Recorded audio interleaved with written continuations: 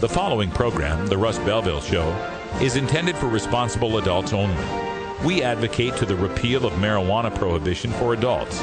We discuss the science, culture, and controversy about America's marijuana laws. We do not advocate any illegal activity and encourage all listeners to learn their state and federal marijuana laws. Opinions and claims made by guests and advertisers on The Russ Belville Show are their own, and The Russ Belville Show cannot be held legally responsible for their validity or reliability. Viewer discretion is advised. You take a seed, you plant it, you grow it, you dry it, you roll it, you smoke it. You take a seed, you plant it, you grow it, you dry it, you roll it, you smoke it, and it goes down smooth. Hey! Spanning the continent to bring you the truth about cannabis and marijuana law reform. I smoke pot and I like it a lot. From the promise of legalization. And I think that we need to rethink and decriminalize our marijuana laws. To the agony of prohibition. One major responsibility is to encourage people to use less drugs. The Russ Belville Show, the voice of the marijuana nation. Brought to you by the National Cannabis Coalition. Yeah, I hear you had a question for me. Now, here's your host, Radical Russ Belville. All right, welcome everybody. It is Friday, July 27th, 2012, and it's got to be 420 somewhere in the world. Thanks for joining us here at National Cannabis Radio, where we are very, very excited for today's show. We've got a very special guest on the show who is going to embody the spirit of the Olympic movement.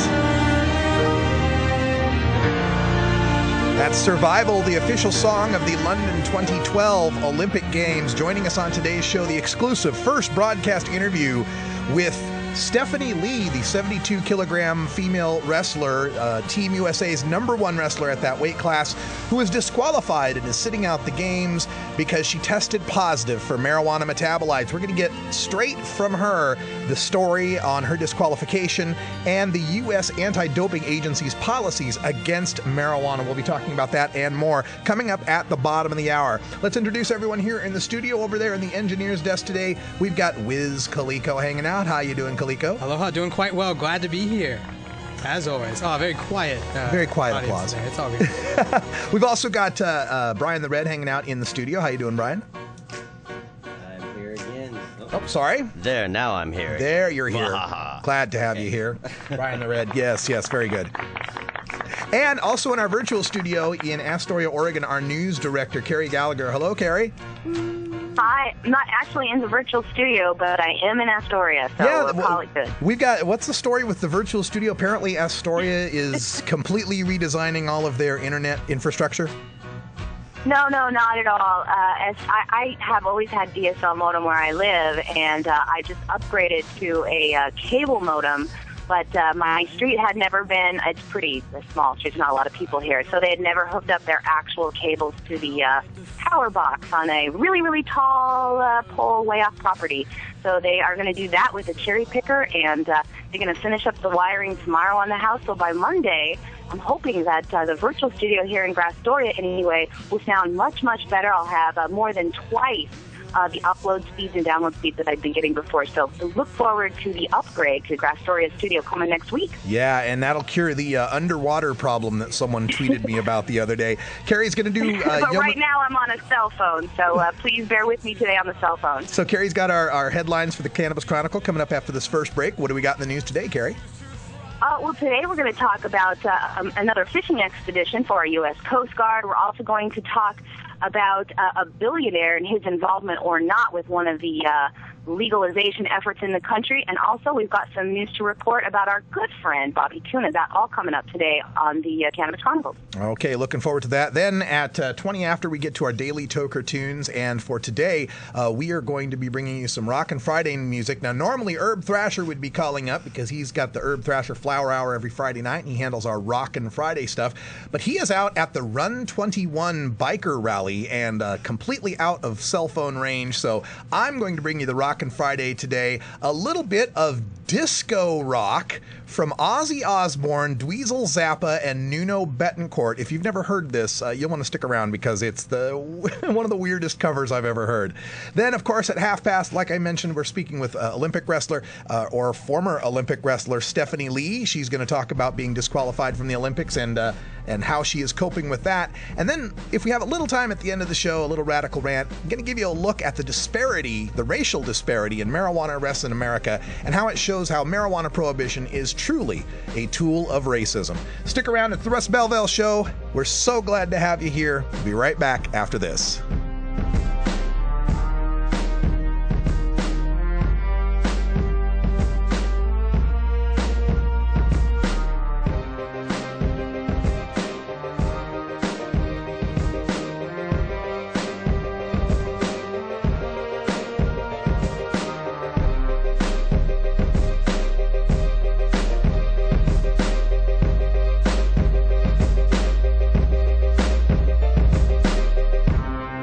You're tuned into the Russ Belville Show, the voice of the marijuana nation.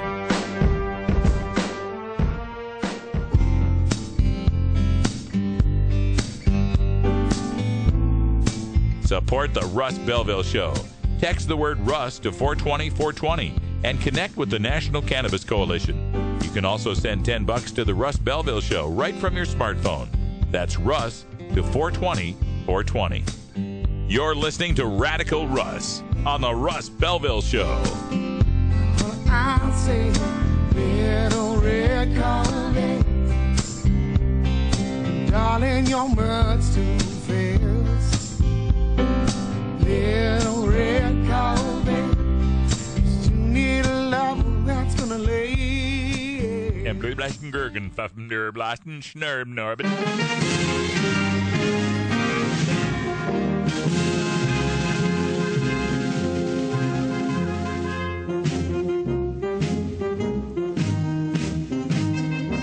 Help us legalize it.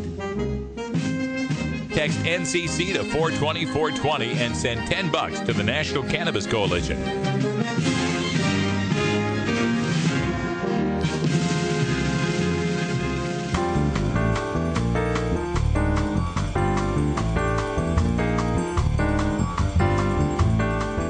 Medical marijuana, industrial hemp, ganja sacrament, consumer cannabis. The topic of marijuana is heating up the news, and the Russ Belville Show catches you up with today's latest headlines. Now, here's our senior news editor, Cannabis Carey, with the Daily Cannabis Chronicle.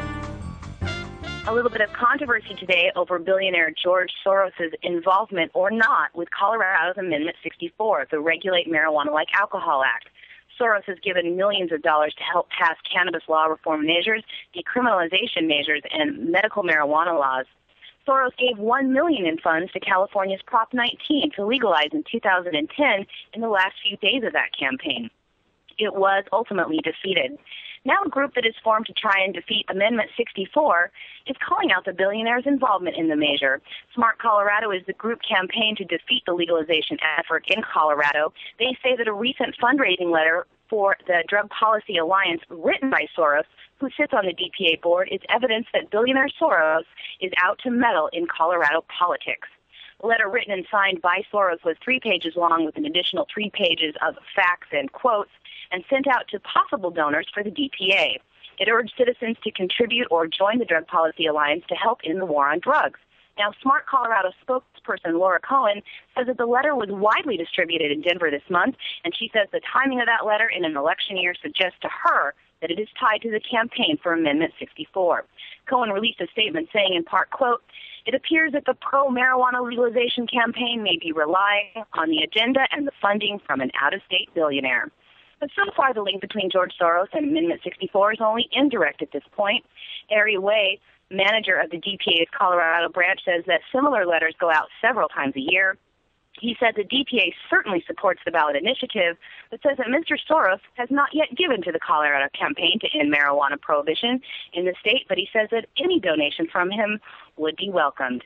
Now, as for the charge that the campaign is being run by out-of-staters is just not the case, according to Way. He points out that the initiative to legalize in Colorado is a natural response to the last 10 years of marijuana law reform that has taken place in the state, Way points to the two main proponents of the initiative as proof that it is an inside campaign. Mason Tavert, the executive director for Safer Alternative for Enjoyable Recreation, and Brian Vicente, the founder and director of Sensible Colorado. Those two Colorado activists have been working on this for more than a decade now, making this effort a homegrown reform. He says that making Soros an issue in the Amendment 64 campaign is just a standard political tactic to claim that carpetbaggers are somehow involved and that Coloradans want marijuana law reform. Smart Colorado's Lauren Cohen ended her statement saying that Coloradans already oppose legalizing recreational marijuana and will do so again at the polls. Thanks to the hard work of the activists getting Amendment 64 on the ballot, come November, those voters will get to speak for themselves. Well, you know they're desperate when they got to bring out the scare tactic. Hey, people, did you know that George Soros is giving money to a cause?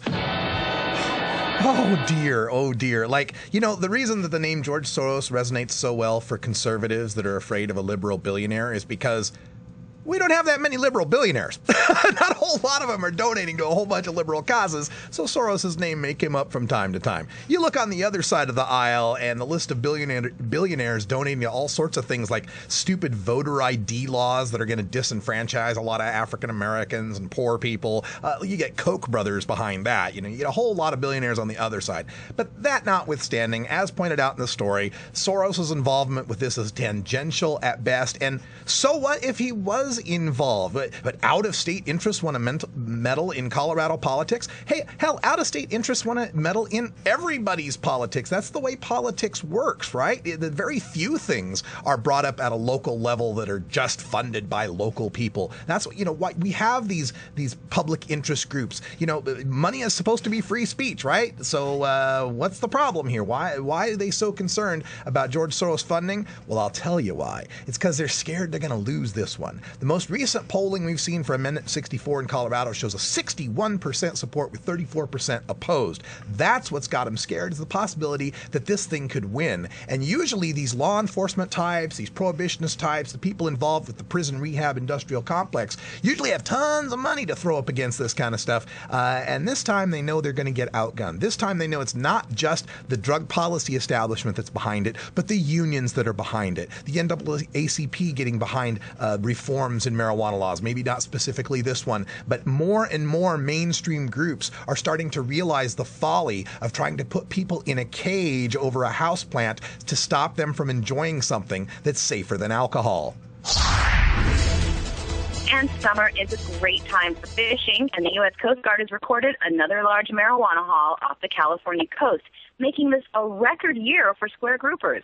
This week, the U.S. Coast Guard cutter ship Aspen seized 8,500 pounds of marijuana about 160 miles offshore.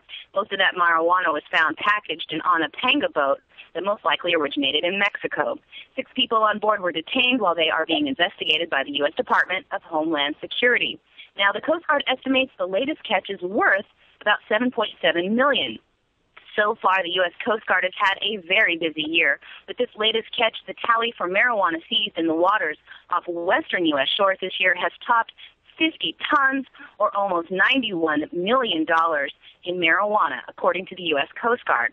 Captain James Jenkins, who is the U.S. Coast Guard commander in the L.A. area, says that this is a dramatic increase in their seizures from last year.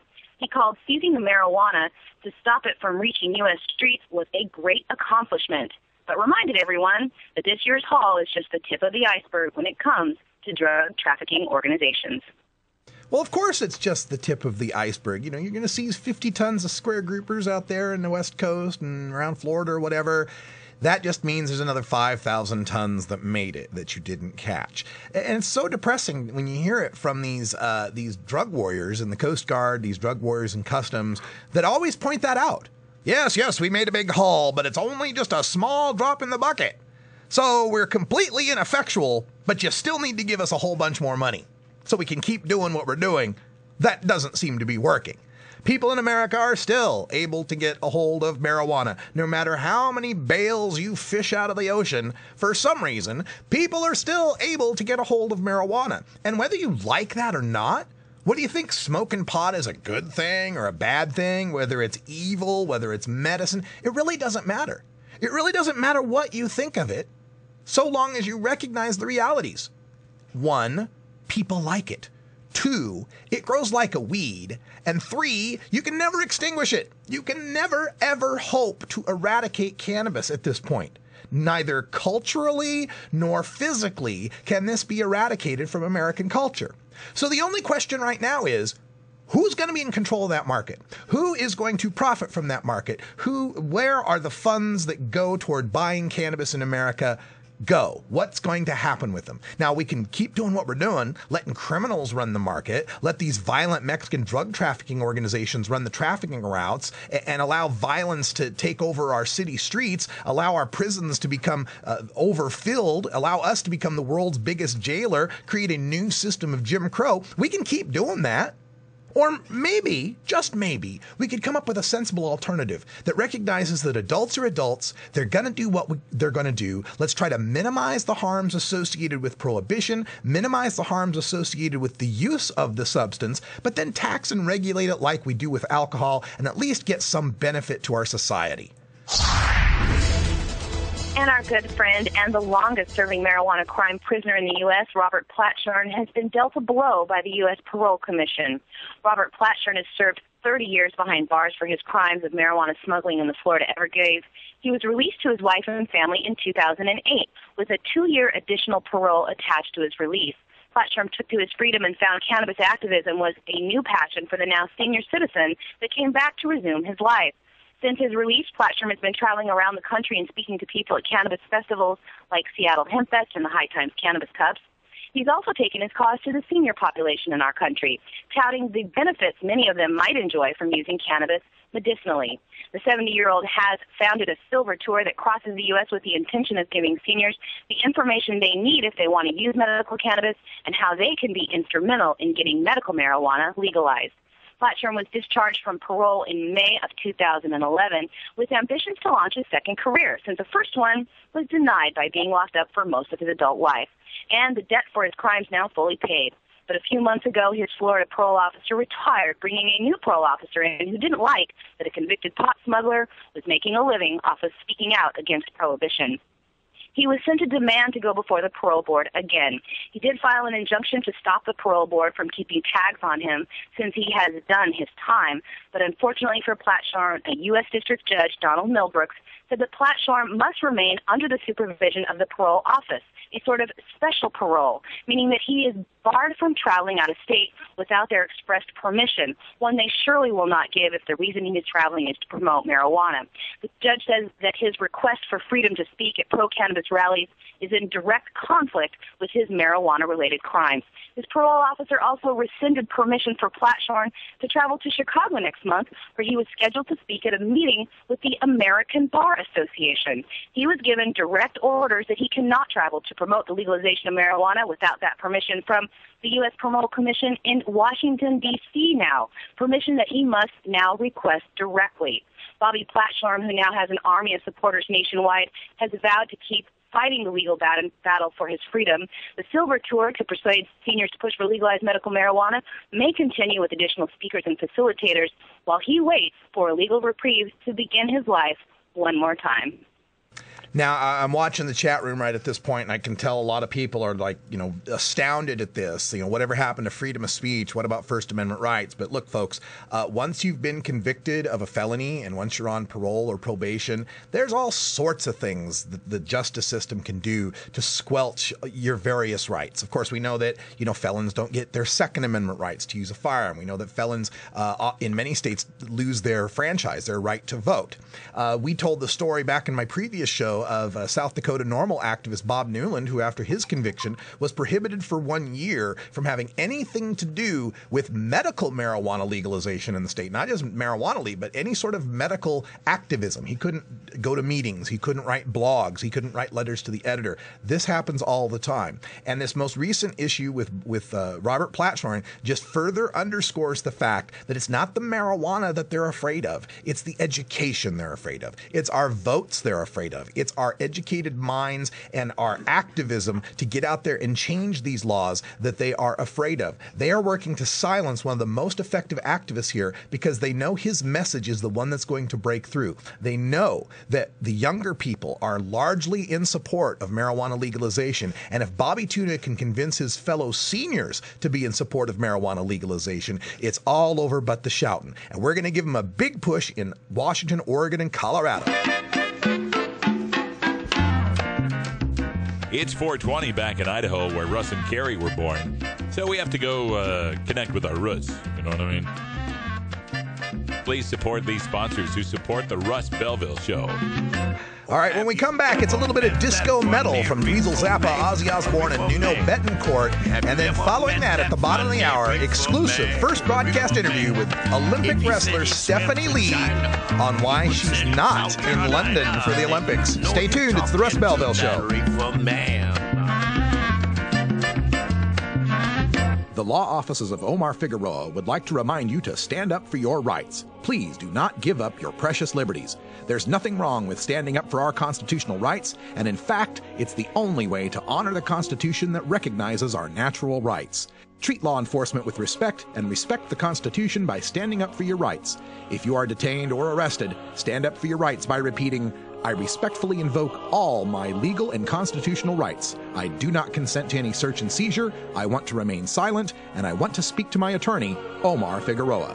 Omar Figueroa has more than a decade of experience in federal and California courts and graduated from Yale University, Stanford Law School, and Trial Lawyers College. Please contact the law offices of Omar Figueroa at 415-489-0420 or 707-829-0215. or on the web at www.omarfigueroa.com.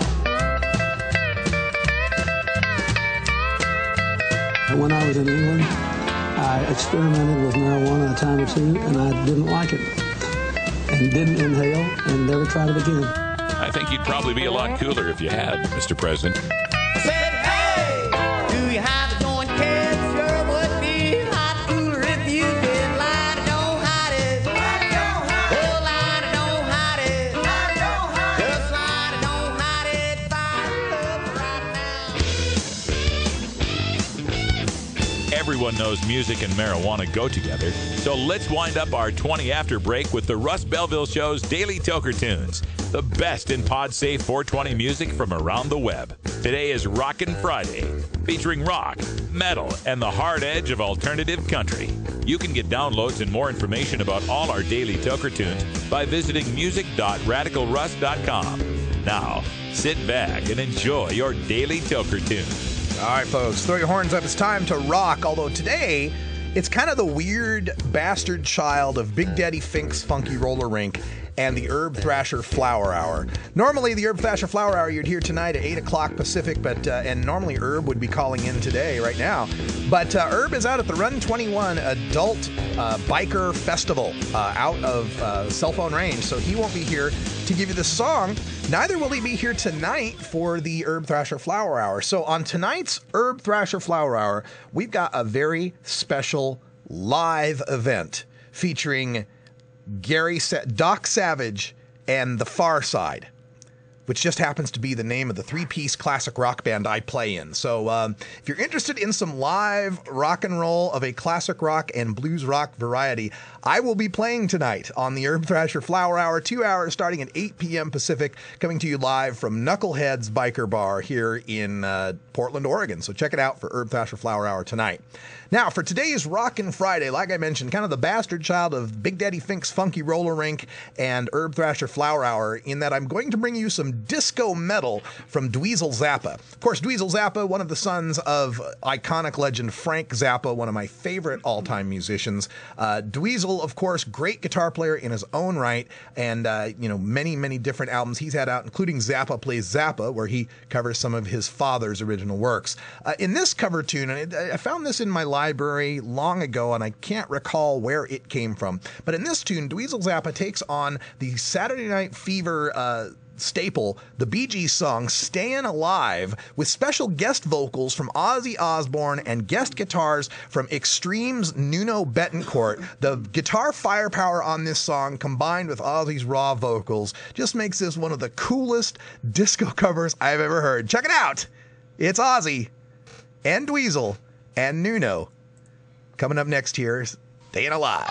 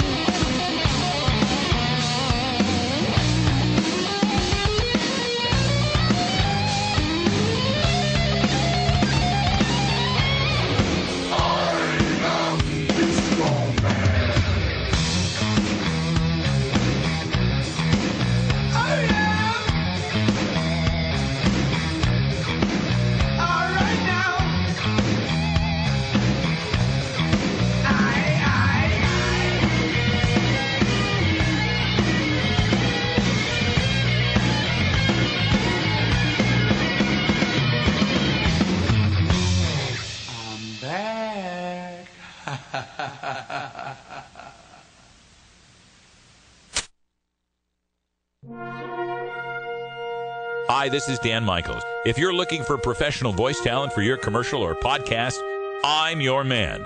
Visit danmichaelsaudio.com for more information.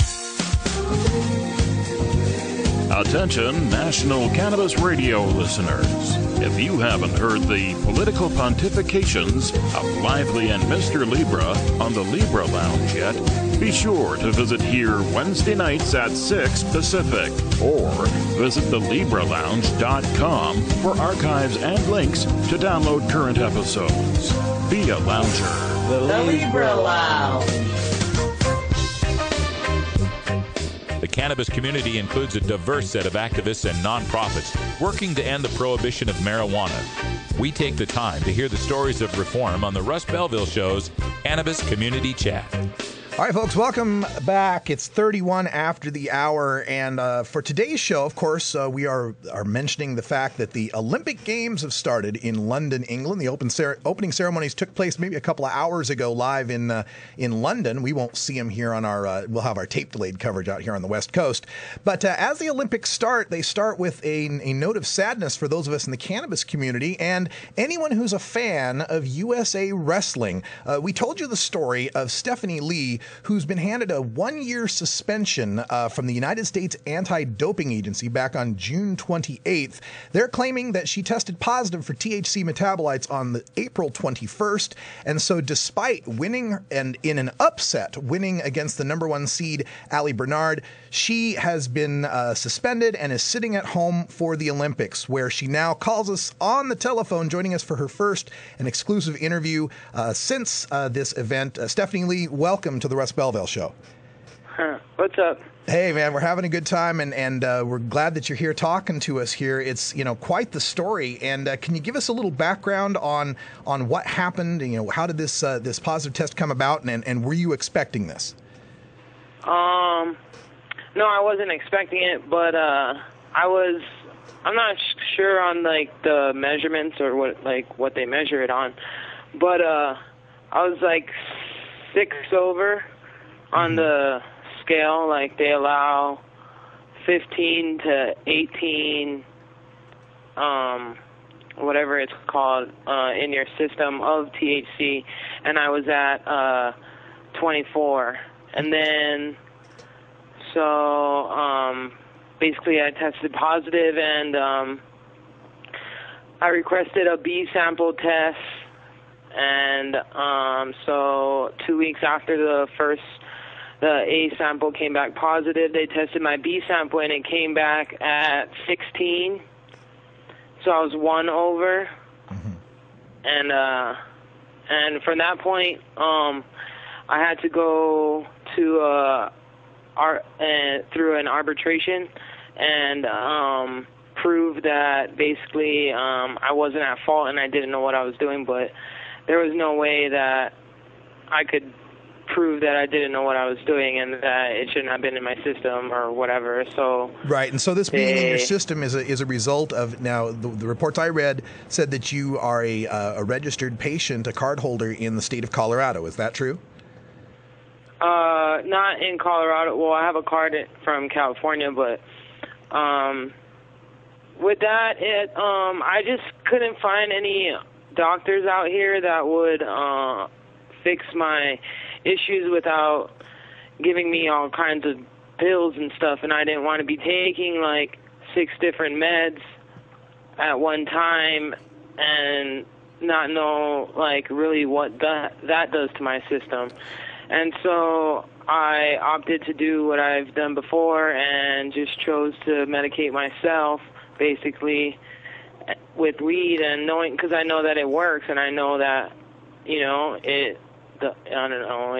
Well, Stephany, we don't have to get into what the personal details are, but you're basically telling us this is your medical use. I stopped 2 weeks prior, which is longer than I've stopped before, which is, I don't know, I guess that's not good, that's not long enough or whatever, but with sawing and the workouts and my high metabolism, it should have been not that traceable, at least.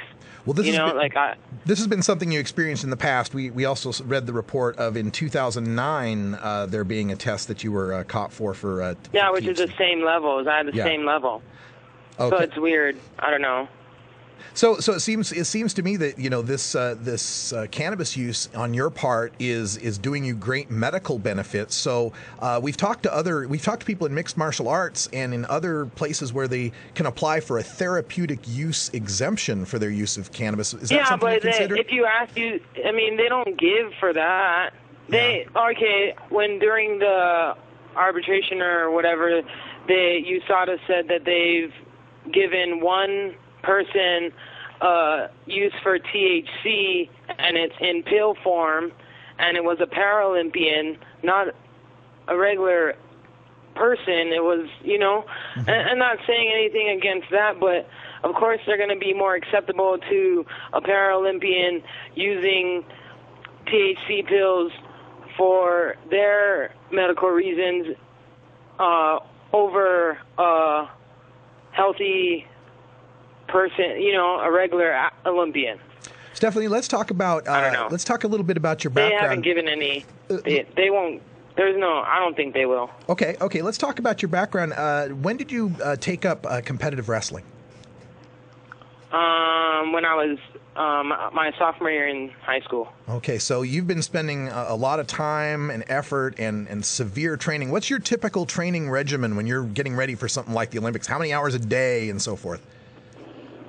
Well, on Monday, Wednesday, Fridays, it'll be like around 6 or 7 hours a day because we have weights and then 2 workout regular wrestling practices. And then on Tuesday and Thursday, it's probably about 5 because there's 2 wrestling workouts, and then you do an extra cardio for whatever. And then, around 5 to 7 hours a day. Wow. I guess. We're speaking with Stephany Lee, U.S. champion 72-kilogram wrestler, who is sitting out of the U.S. Olympics despite being our #1 wrestler in the weight class because of a positive test for marijuana. Now, Stephany, how do you feel about the U.S. ADA, the anti-doping agency, having marijuana on the banned substances list in the first place? What do you think about that? I think that it's just banned because it's illegal. It's not like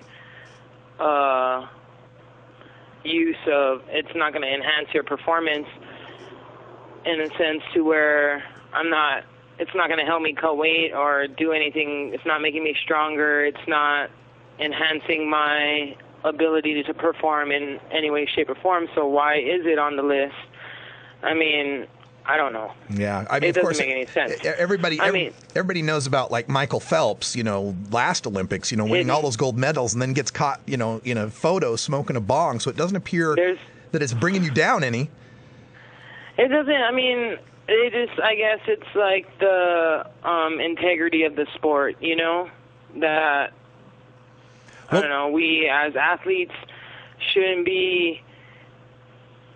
Promoting that kind of use. It's a conservative kind of deal, I think, more than anything. It's just looked at in a negative way because supposedly it's a gateway to other things and whatever. And, it's not. Our producer... like politics. Exactly. Our producer, Calico Castile, did some research on this, and he found out that technically speaking, in the Olympics, there's only 6 sports where they have a test for whether or not you're too drunk, and they're like autos and shooting and stuff like that. And then for every other sport, even wrestling, there's no limit to how drunk you can be. There's no alcohol limit or tobacco use, I don't know. It doesn't, so it's okay because it's legal. See what I mean? If it's legal, then, well, you can become an alcoholic and you can do that kind of stuff to your body, even though alcohol and tobacco messes with your body more than marijuana will. But it's okay because they're legal. Yeah. You know, so through the government's eyes, it's all right. Yeah, You'll be all right. Well, as a matter of fact, we've got, of course, Team USA being sponsored. Many Olympics are being sponsored here by Budweiser. And in fact, Budweiser is sponsoring one of your teammates on the male side, Jordan Burroughs. One of the male wrestlers is one of 4 American athletes who's got a personal sponsorship from Budweiser. And so I guess the point here is that they're kind of, in a sense, they're steering you away from the use of marijuana, which is so much more safe, to using alcohol. And, we hear about these parties in the Olympic Village where they're just drinking and drinking and drinking. That happens regardless. Yeah. I mean, there's unlimited. You can go to banquets and it's unlimited. Alcohol is unlimited. There is no restriction on it or whatever. And even if I got tested overseas and it wasn't USADA, I wouldn't be going through this right now. It wouldn't matter if I lived in another country because America is the only country who gives a shit about marijuana. Really? So the other anti-doping agencies for other countries don't have... Well, WADA supposedly does test for it, but, I mean, I know, other people don't ever get busted anywhere else but America for this problem. Yeah. And, somebody in our chat room once put out the point that the fastest man in the water, Michael Phelps, and the fastest man on land, Usain Bolt, have both admitted to being cannabis consumers. And now the strongest wrestling woman at 72 kilograms we know is a cannabis consumer. So do you know of, and I know you don't have to name names or anything, but do you know of other athletes for whom, marijuana use could be a problem? I mean, there's other pot smokers out there, I got to assume. Yes, I mean, you got to assume that where there's one, there's more. Yeah, absolutely. I wanted to ask... I mean, I'm not saying that, there's, whatever, but I'm just saying, we don't come in single form. Yeah.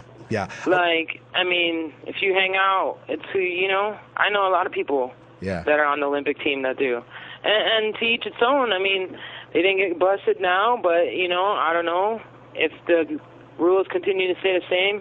Supposedly they might change, but if they don't, then, I'm not the only one, and time will come, for everybody else to color the show. Just reminding everybody, we're speaking with Stephany Lee, the 72-kilogram wrestler who was disqualified, given a suspension from Team USA. She can't compete in the Olympics despite being the #1 wrestler because of a pot test here. I wanted to ask you, and by the way, folks, you can follow Stephany on Twitter, Stephany Lee 808. And that's Stephany spelled Stephany, Stephany Lee 808 on Twitter. I wanted to ask you about your studies because according to your bio here, it says that you've been studying exercise science. And I'm just wondering, as you study, exercise science at the university level here, does anybody ever make any mention of cannabinoids or medical marijuana in any way, or is it just ignored? Well, I did study at Missouri Valley. It was about 3 years ago or 4 years ago or so. It's been a while. But when I was going to school, no. I mean, nothing. I don't know. How about other things like other drugs or alcohol? Do they mention anything about the effect of alcohol on one's athletic performance, exercise performance? Well, yeah, alcohol is, it brings you down, your muscles don't function, and I don't know, it's worse for you as an athlete. There's more, I get people that know, say it's worse to be smoking alcohol, to be drinking alcohol than it is to be smoking as far as your body recovery is concerned, for your body to recover from the alcohol use. Yeah. Stephany, this is just, the story is just really gripping to those of us in the cannabis community because, of course, we're on this angle of the medical marijuana use, and it's wrong to be so celebratory of alcohol but have such a problem with weed. Another angle to this story, though, that I find, very compelling is that you were able to, at the trials, finally marry your longtime partner because you were in Iowa, one of the 6 U.S. states that recognizes full human rights to equal marriage. So I was just wondering how that felt to you, being able to finally get married, and if you had anything to say about that issue. It felt good, it sucks that when we came back to Colorado, and it's not like one of the 6 states where you take your marriage license in, you can just change your name or anything like that. So we got to go through the court system and do it all. Like, I don't know, it's just a process. It's a pain, you know, that to be recognized, and when you want to spend your life with somebody, it shouldn't matter what gender they are or what color they are or anything like that. It just should matter about the love that's in between the two people. And so it should be recognized on paper just as much as it is in our lives, you know? Yeah. And that's where it's just messed up, because my love for her won't ever change, and I want to be with her for the rest of my life, but just because it's a girl, then I can't have her on my taxes, or I can't have her on my paperwork, or I can't get insurance for her as if mine or the kids. You know, it's just, I don't know, it's lame. Are you planning on starting a family? Yeah. Yeah? I mean, we already have 2 kids. She was previously married and had 2 kids, and so we're just raising them right now and waiting for me to be done wrestling, and then I'll have a kid and stuff, and so. Excellent. Now, are you planning on continuing your wrestling career and trying to make the 2016 team? Yes, I will be. Excellent. And you... My suspension should be up in next April, so I should be able to attend World Team Trials next year and win some world championships. Do you have any plans to stop using cannabis during that time? I plead the fifth. Great answer, Stephany. That's the right answer. Thank you so much for that. So this has got to have been a huge roller coaster of emotions for you. You know, getting married, then upsetting the #1 seed, and then being told, you made the Olympics, and then being told, oh, you're not going to the Olympics. It's only an upset when you look at yourself as an underdog. And as far as I was concerned, like, there was no way that spot wouldn't have been anybody else but mine. I'm telling you, we watched those matches, and I've been a follower of wrestling and martial arts for a long time. We watched those matches, and I agree with you. You dominated. That was a fantastic match. Hey, how's your wife and your family taking this though? How has this affected them? It's hard, I mean, just really, I don't know. I guess like disappointing on my half, like. Feel like just with that was my income, and I was doing, and now it's just like, I gotta find something to do for a little while, and so I don't know, it's just hard in that way, I guess, and that I'm home and watching the opening ceremonies on TV going, I should be there, but I'm glad I'm not wearing that uniform. So you didn't like the beret? No, or the skirt, or any of it. I would have threw a fit. I would have been like, can I please put the pants on? This is bull crap. No. So, I mean, in some part, it is sad, but I have to look at the upside. I mean, in a way, I kind of rather go to Brazil than go to London, I guess. It's bad on my part, but, hey, I mentioned it is what it is. I mentioned our appreciation here at the Russ Belville Show for mixed martial arts. Is that ever a direction you thought of taking your career into professional mixed martial arts? I might, depending on like if I can get some fights and stuff. I'm really not into cutting weight anymore, and I don't cut weight for my weight class anyways right now, and so I don't really want to go down to 145 is what they were telling me is probably the best bet for me, but I'm not into cutting weight anymore, and so I don't know, I'm just kind of floating around and just, still working out and fixing up the gym out here and just, kind of taking my break, I guess you could say. Yeah. I'm not one of those go kind of people, and so it's good to have off time at the same time and kind of heal up a little bit. I've been banged up, and so it's kind of good. All right. A third angle to this story that I would be remiss in mentioning, of course, your Twitter handle, Stephany Lee 808, reminds us about Hawaii, that we're talking about the Kingdom of Hawaii here, and our producer, Kaliko Castile, has given us a whole lot of information on that. So he did such a great job in getting you booked for the show. I wanted to give Kaliko a chance. If you had a question, Kaliko, or anything else you wanted to add in here as far as the Stephany Lee story. Oh, well, I don't have any questions. I certainly want to say mahalo to Stephany for joining us. It's awesome that you came on. And, anything we can do to support you as you continue on trying to make the team in 2016, please let us know, because we will definitely always be here supporting you. Appreciate it.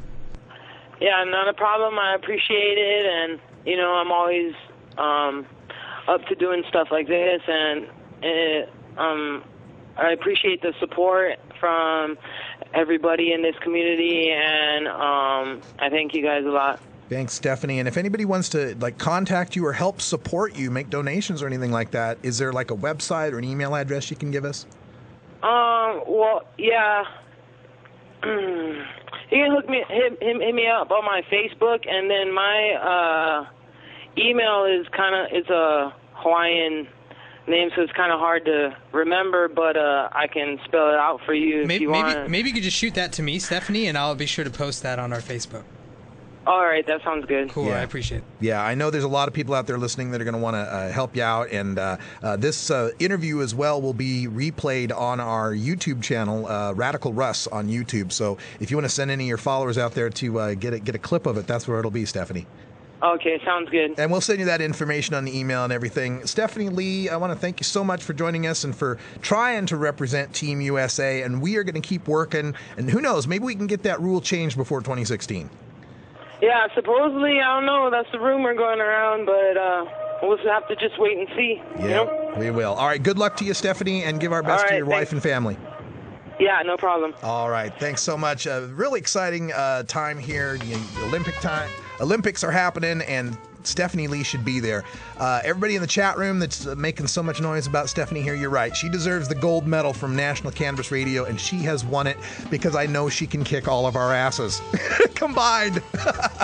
You're listening to the Russ Belville Show here on National Cannabis Radio. We're going to take a break. Be right back with a short little rant on racism and marijuana arrests. Stick around. It's simply business. It's simply business. It's simply business, you know why they won't let us grow. It's simply business. We'll be right back after these messages from our 420 friendly sponsors. Support these advertisers because their ad money goes straight to the Russ Belville Show.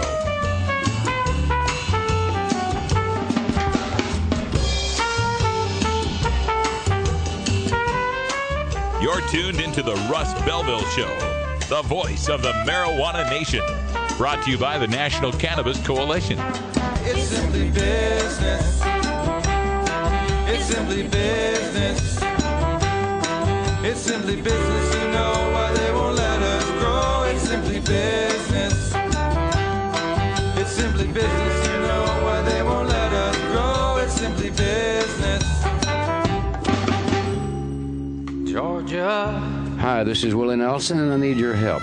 Our marijuana laws are terribly unfair, and they make criminals out of law-abiding citizens. Nearly 2,000 Americans are arrested every day on marijuana charges, and we are unfairly destroying the lives and careers of hundreds of thousands of people simply because they smoke marijuana. These are not criminals. They are average citizens like you, good neighbors who work hard, raise families, pay taxes, and contribute to their communities.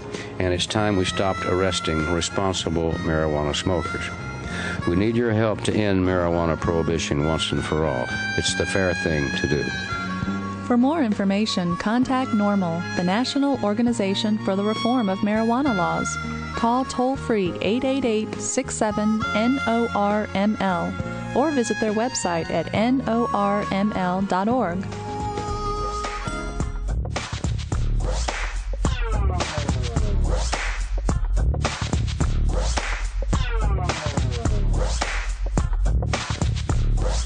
Cannabinoids and health. Cannabinoids.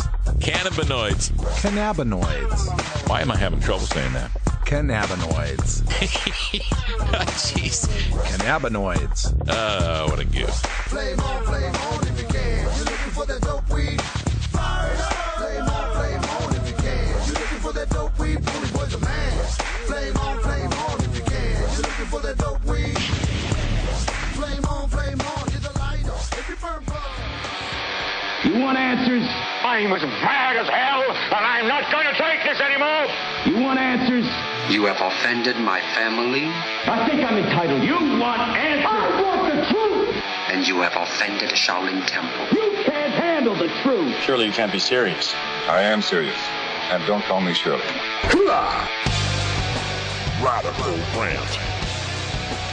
All right, welcome back, everybody. I wanted to talk a little bit about a story that I saw on the news today in the internets out there. Stephen Wishnia had this one out about New York City and how it's not the only place where there's a disproportionately racist nature to marijuana arrests. We've been talking about this quite a bit on the show. We've covered how the New York City Police Department has that stop and frisk policy, where in New York it's decriminalized to have weed in your pocket, right? It's decrim, you just get a ticket.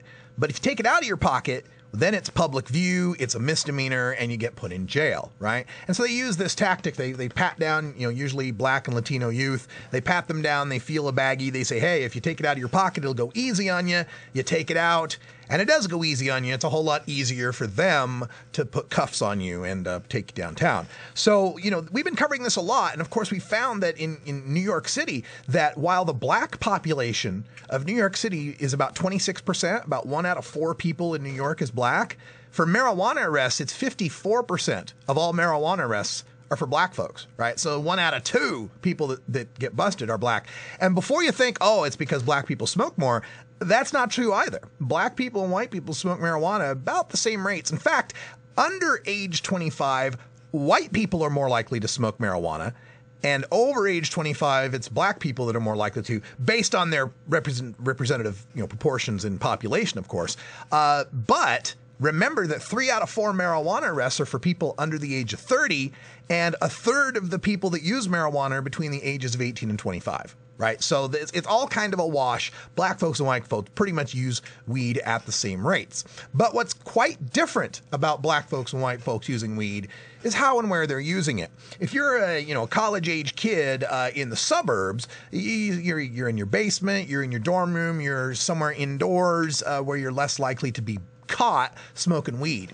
If you're an urban youth in the city, where you have to go out of your tenement, you have to go out somewhere in the park, you have to be sitting on the stoop, you're more likely to be messed with. And we're finding that this is not just the case in New York City. We are finding this all across the nation. A report from the Drug Policy Alliance came out last year that showed in the top 25 counties in California, top 25 counties in California by population, overwhelmingly the arrests are for black people, way out of proportion to what their representative population is in those counties. California is about 6.7% black statewide, and yet they find over a fourth of their arrests for marijuana are for black people. And so we took a look at this, and Wishnia's article and a few other sources gave me a look at some other cities all across the United States of varying demographics, where we find the arrests for black people are far greater than what their representative population is in that particular city.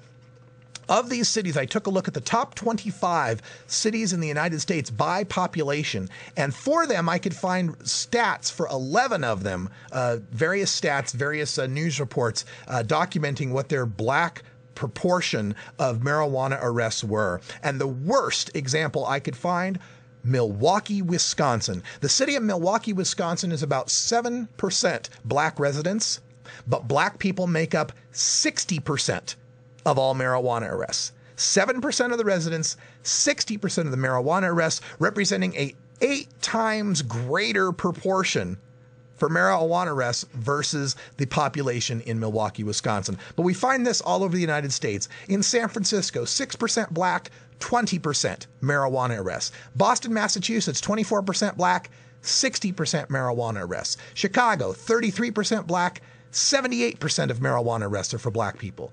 Indianapolis, 28% black, 60% marijuana arrests. We've already mentioned New York, 26% and 54%. Los Angeles, 10% black population, 20% black marijuana arrests. Philadelphia, Pennsylvania, 43% black population, 80% of their arrests are for marijuana. The District of Columbia, Washington, D.C., 51% black population, 91% black arrests. in D.C. Charlotte, North Carolina, 35% black population, 60% marijuana arrests. And Baltimore, Maryland, 64% black population, 88% marijuana arrests. And in the city of Atlanta, Georgia, which didn't make the top 25, 93% of the arrests in Atlanta, Georgia for marijuana are black people. So if you are not convinced that the war on drugs is the new Jim Crow, that it has become the tool of racial oppression, then you need to open your eyes. You need to take a look at the statistics and realize this is a racist tool that needs to end. All right, thanks for joining us. Had a great week and a great show. We started with a presidential candidate this week. We end with an Olympian. Thanks for joining us on the Russ Belville Show. For Wiz Khaliqa, O'Brien, the Red and Cannabis Carry, I'm Radical Russ. And until next time, this is the Russ Belville Show. Take care of each other, tokers.